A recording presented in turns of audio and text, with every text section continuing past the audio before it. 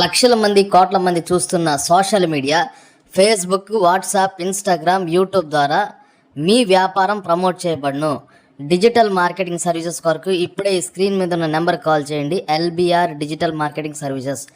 Video start అయ్యే ముందుగా వీడియోని అయితే లైక్ చేయండి. ఈ వీడియోని లైక్ చేయడం వల్ల ఎక్కువ మందికి యూట్యూబ్లో ఇది రీచ్ అయ్యింది. సో తప్పకుండా ప్రతి ఒక్కరు ఒక చిన్న లైక్ చేశారా?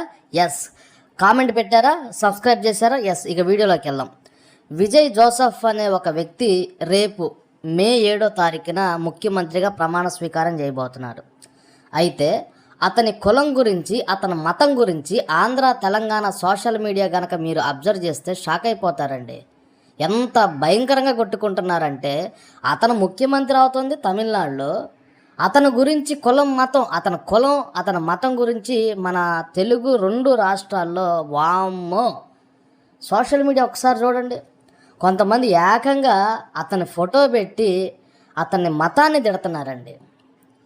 అతను ఒక క్రిస్టియన్ అని, అతను గొర్రె బిడ్డని, యేసయ్య ఏం చేయలేడని ఎంత ఘోరంగా అతని మతాన్ని తిడుతున్నారంటే, ఇక్కడ అందరూ కూడా గమనించాల్సింది, విజయ్ క్రిస్టియన్ అని ఎక్కడా కూడా చెప్పుకోలేదండి. నేను క్రిస్టియన్ అని ఎక్కడా చెప్పుకోలేదు.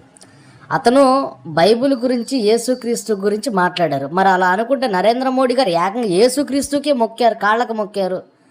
నరేంద్ర మోడీ గారు ఎన్నో సందర్భాల్లో బైబిల్ పట్టుకొని యేసుక్రీస్తుకి ప్రేయర్ చేశారు. అవన్నీ కూడా సోషల్ మీడియాలో ఉన్నాయి. మరి ఆ మధ్యకాలంలో పవన్ కళ్యాణ్ గారు ఏకంగా నేను బాప్తీసం తీసుకున్నాను, నా భార్య క్రిస్టియను, నా పిల్లలకు బాప్తీసం ఇచ్చానని ఆయన చెప్పారు.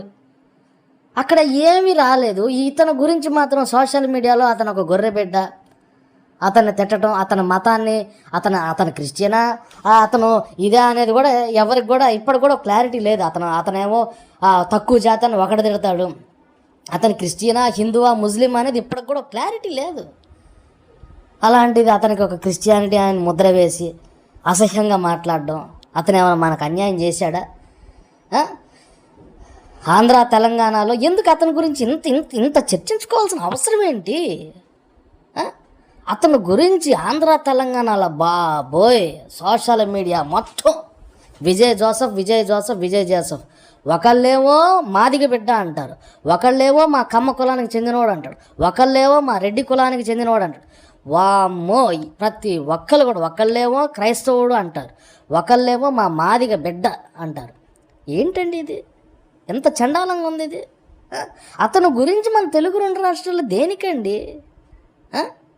అతను క్రిస్టియన్ అయితే ఏంటి? దానివల్ల ఏమైనా ప్రమాదమా?